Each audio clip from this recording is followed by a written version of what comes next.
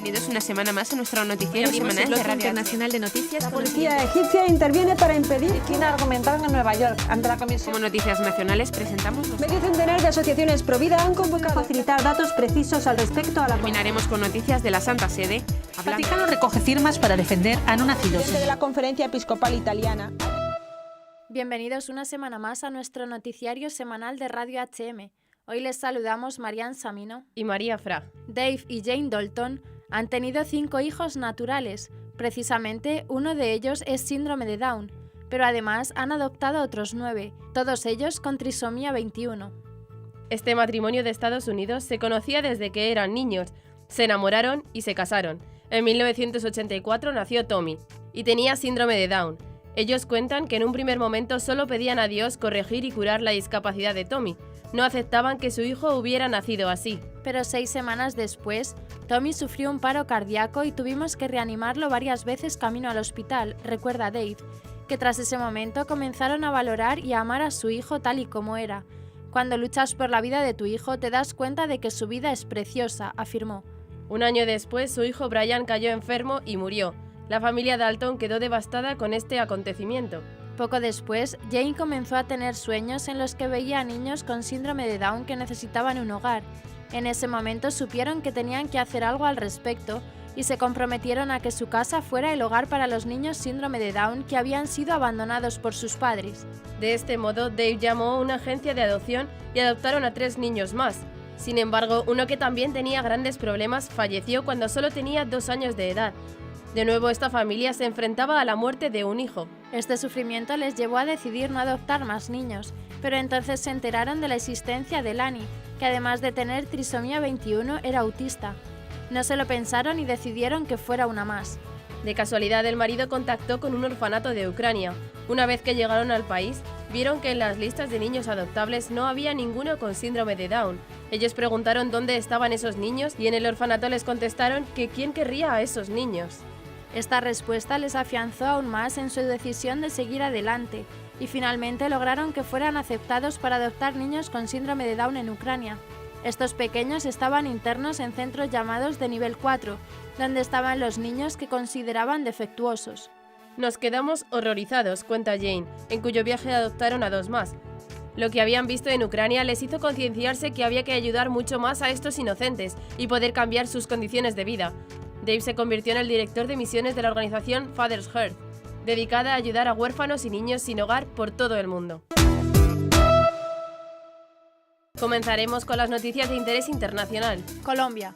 La Fundación Mutuo Auxilio Sacerdotal ayuda a más de 1.200 sacerdotes. Siria. Diputados belgas. Las sanciones impuestas a Siria son una acción dictatorial. Uruguay. La imagen de la Divina Misericordia en Montevideo. Inglaterra. Autoridades ocultan violaciones masivas por musulmanes. Sudán del Sur. La iglesia de Nazaret de Guau acoge a cientos de desplazados. Pasaremos después a las noticias nacionales. Monseñor Cañizares pide recuperar la Eucaristía dominical.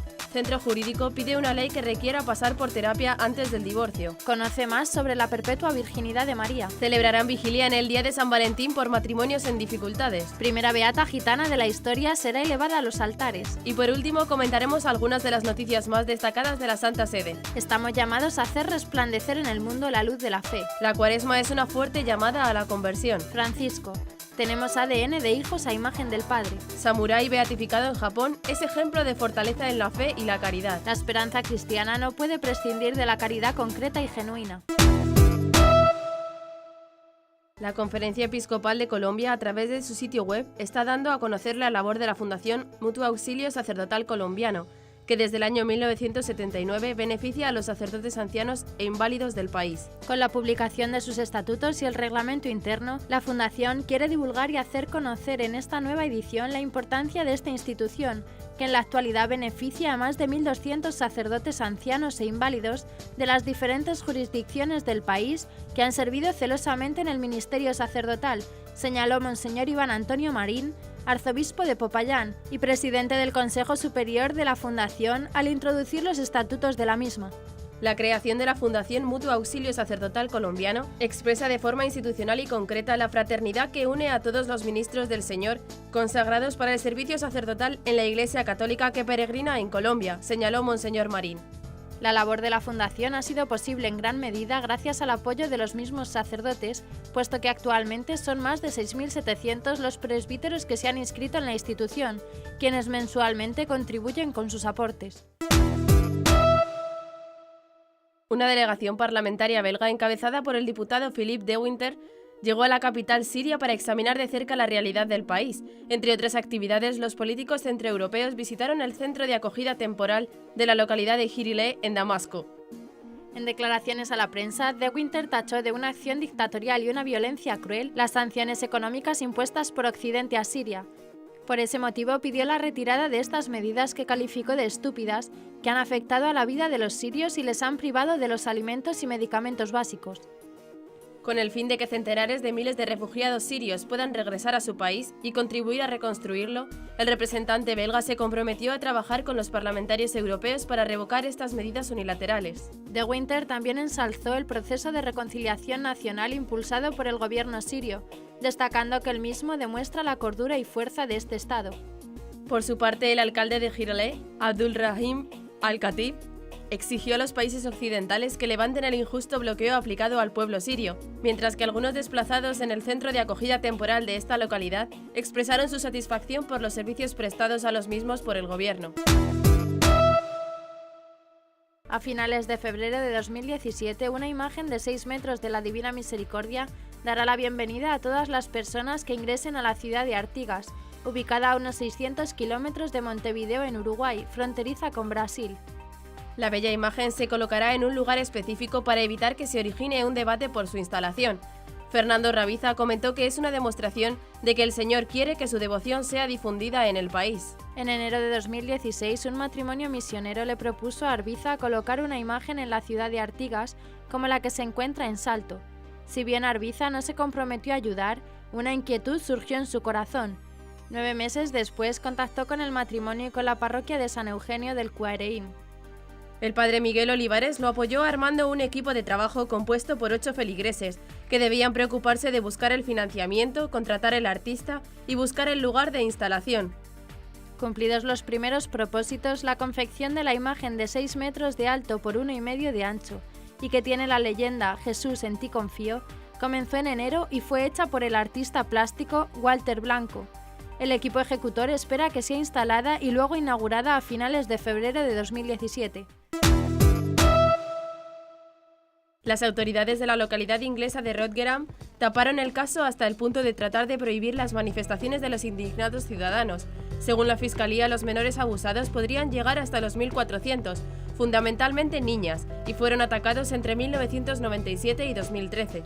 Un tribunal británico condenó la semana pasada a 6 pakistaníes a 80 años de prisión, entre 10 y 20 años cada uno, por abusar, violar y maltratar durante 16 años a más de 1 millar de niños y niñas, alguna de las cuales quedó embarazada.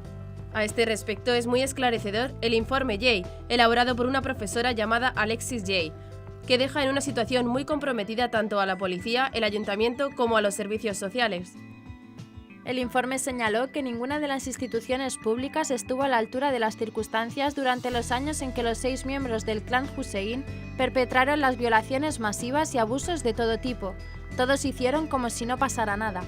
Incluso después de que el caso provocara la indignación ciudadana. En 2015, el ayuntamiento de esta ciudad inglesa de 250.000 habitantes reclamó a la Secretaría de Interior poderes especiales para prohibir manifestaciones contra los abusos de los 6 pakistaníes a los menores, que en su mayoría pertenecían a familias de escasos recursos económicos, casi marginales. Hasta el momento, entre los 3 juicios se han tratado 135 casos, menos del 10% de los 1.400 cometidos por los pakistaníes que consideraban a las niñas carne infiel.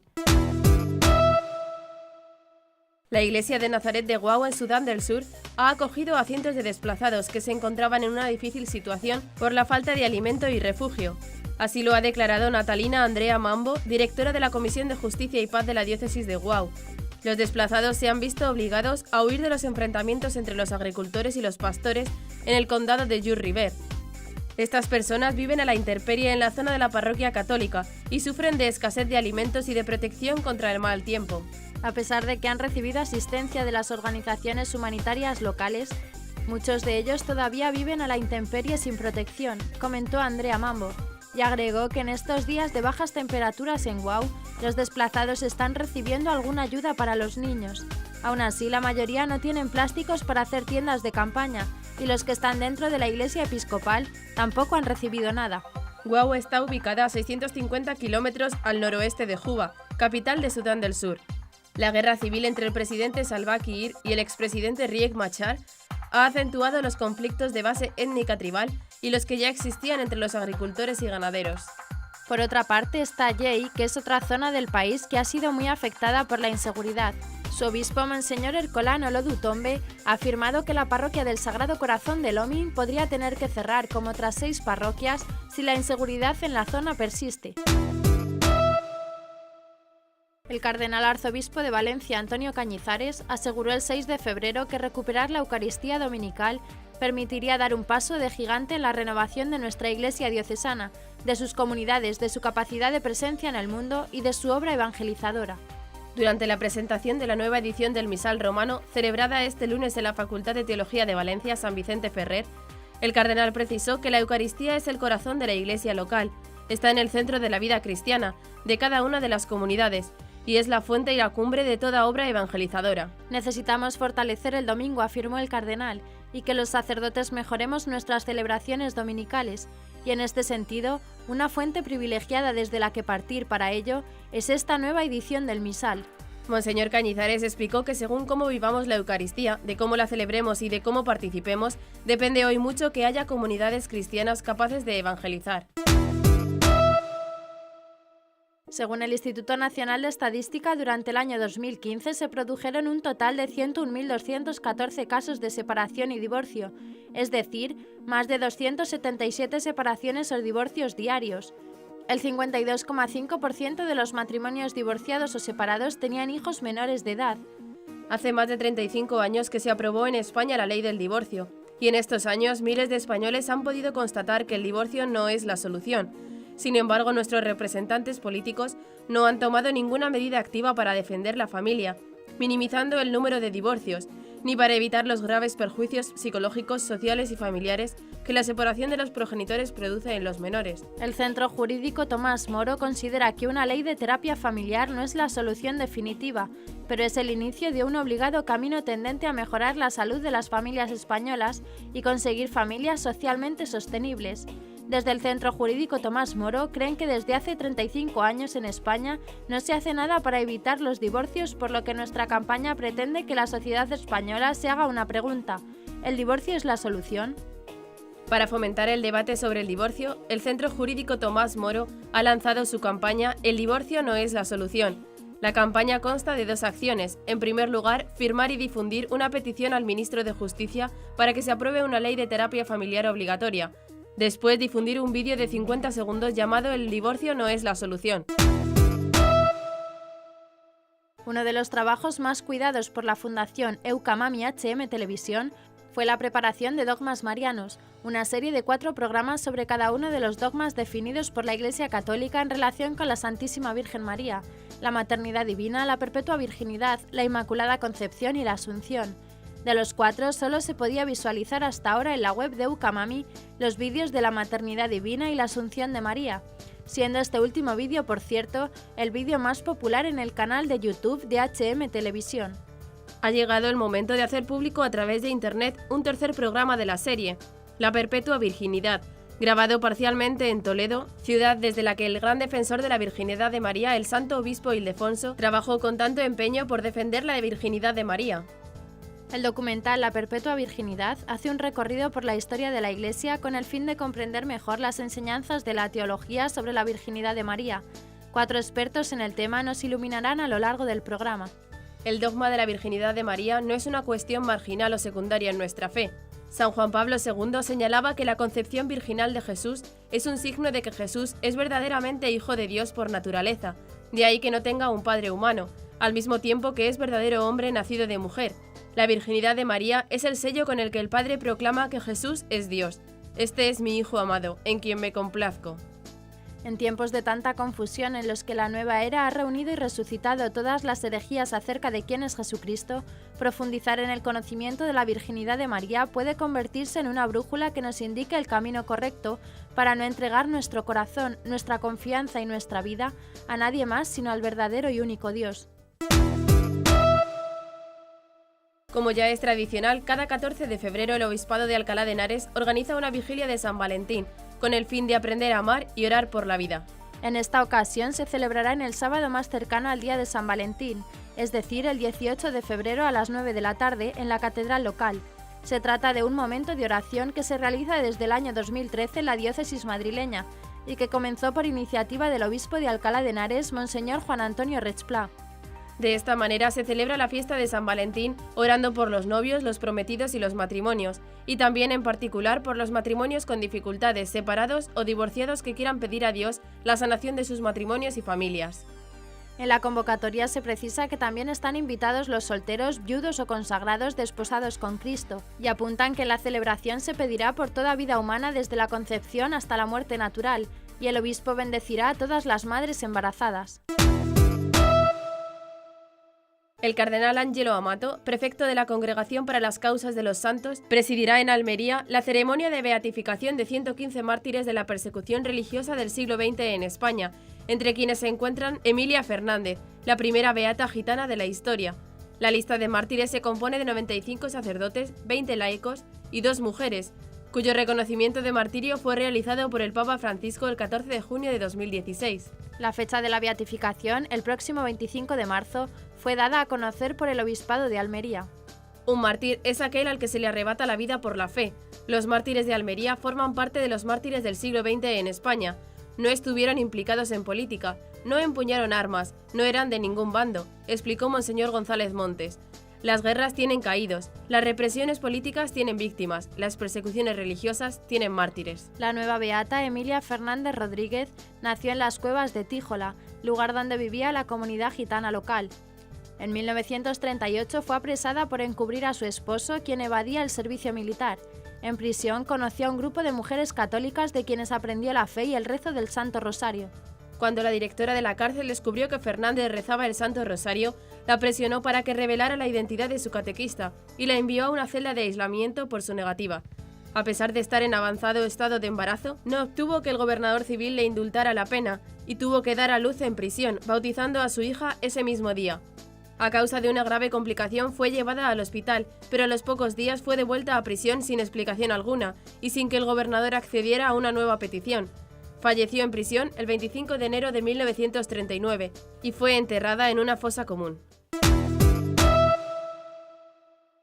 El Papa Francisco subrayó la importancia de las buenas obras para la salvación. Estamos llamados a hacer resplandecer en el mundo la luz de la fe, a entregarla a los demás mediante las obras buenas, afirmó. El pontífice hizo estas afirmaciones durante el rezo del Ángelus el 5 de febrero, en la plaza de San Pedro del Vaticano, donde comentó el discurso de la montaña presente en el Evangelio de San Mateo. El Santo Padre recordó que estamos reconocidos como verdaderos discípulos del Señor, que es luz del mundo por nuestras obras.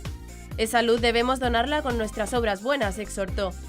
Francisco reflexionó sobre los conceptos sal y luz empleados por Jesús en su discurso y resaltó que sus palabras se dirigen a los discípulos de todos los tiempos, incluidos los de hoy. El obispo de Roma explicó que tanto nuestras buenas obras como las malas dejan una profunda huella en los demás.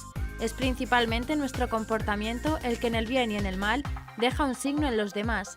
También llamó a no retener para uno mismo el don de la fe que ha recibido y pidió ser generosos y donarlo a los demás. Cada uno de nosotros estamos llamados a ser luz y sal en el propio entorno de la vida cotidiana, conservando la misión de regenerar la realidad humana en el espíritu del Evangelio y en la perspectiva del reino de Dios, concluyó.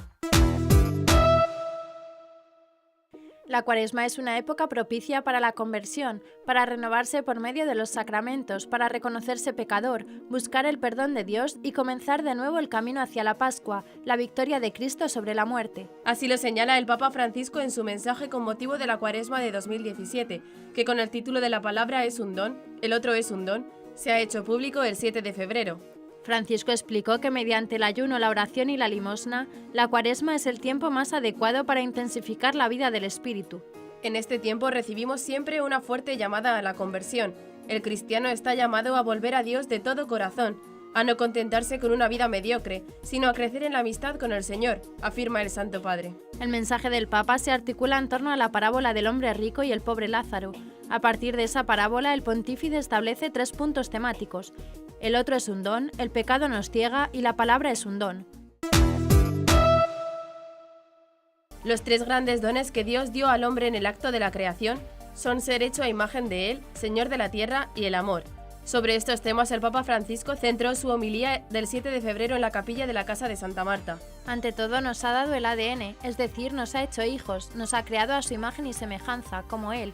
Y cuando uno tiene un hijo no puede volver hacia atrás. El hijo está hecho, está allí, explicó el Papa. Y si asemeje mucho o poco al Padre, es hijo. Ha recibido la identidad. Y si el hijo llega a ser bueno, el Padre se siente orgulloso de aquel hijo, ¿verdad? El segundo don de Dios en la creación es una tarea. Nos ha dado toda la tierra para dominar y subyugar, como indica el Génesis. Es por tanto una realeza la que ha sido donada al hombre, porque Dios no lo quiere esclavo, sino Señor, Rey, pero con una tarea. Citando siempre el relato del Génesis, Francisco indicó el último don, el amor, a partir del hombre y de la mujer. Hombre y mujer los creó. No es bueno que el hombre viva solo, e hizo a la compañera. El pontífice indicó que Dios, amor, da al hombre el amor. Agradezcamos al Señor, concluyó el Papa, por estos 3 regalos que nos ha dado: la identidad, el don de ver y el amor.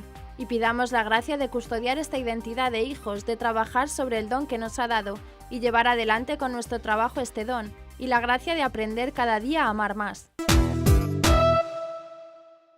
El Papa Francisco recordó en la audiencia general del miércoles a Takayama Ukon, conocido como el Samurái de Cristo, que fue beatificado el 7 de febrero en la ciudad japonesa de Osaka, y lo puso como ejemplo de fortaleza en la fe y en la caridad. En Osaka, Japón, fue proclamado beato Justo Takayama Ukon, fiel laico japonés muerto como un mártir en 1615, dijo el pontífice. Renunció a honores y comodidades, aceptando las humillaciones y el exilio. Se mantuvo fiel a Cristo y al Evangelio. Por eso representa un admirable ejemplo de fortaleza en la fe y de dedicación a la caridad, explicó Francisco. Takayama nació en 1552, 3 años después que el misionero jesuita San Francisco Javier llevara el cristianismo a Japón. Su familia, que era noble, ayudaba en las actividades misioneras en Japón y eran protectores de cristianos y misioneros jesuitas. En 1587, cuando se había iniciado la persecución contra la Iglesia en su país, Takayama y su padre abandonaron sus tierras y honores para no luchar contra sus hermanos y mantener la fe. La caridad con los débiles, los pobres, los marginados, en definitiva, la caridad con los últimos de la sociedad, es lo que sostiene la esperanza cristiana. Así lo indicó el Papa Francisco en la audiencia general del miércoles en el Aula Pablo VI. Esa caridad implica perdonar toda ofensa, responder con el perdón a todo agravio, porque según afirmó, el cristiano nunca puede decir me la pagarás, nunca. Ese no es un gesto cristiano, la ofensa se vence con el perdón. El Papa se refirió a la primera carta de San Pablo a los tesalonicenses, donde exhorta a permanecer radicados en la esperanza de la resurrección. En ese mismo contexto, el apóstol muestra que la esperanza cristiana no es solo un aliento individual, sino comunitario, eclesial. El Santo Padre también resaltó que la compasión no es solo piedad, la compasión es sufrir con el otro, acercarme a aquellos que sufren. Una palabra, una caricia que procede del corazón. La esperanza cristiana no puede prescindir de la caridad concreta y genuina, recordó. Además, se refirió a la obligación de los cristianos de ofrecerse a los más necesitados para aliviar sus cargas sin esperar nada a cambio. Este testimonio no puede permanecer cerrado dentro de los confines de la comunidad cristiana, explicó el Papa. Resuena con todo su vigor también fuera, en el contexto social y civil, como llamado a no construir muros, sino puentes, a no combatir el mal con el mal, a vencer el mal con el bien, la ofensa con el perdón, a vivir en paz con todos. Esa es la Iglesia, y en eso consiste la esperanza cristiana cuando asume los rasgos de fortaleza y al mismo tiempo tiernos.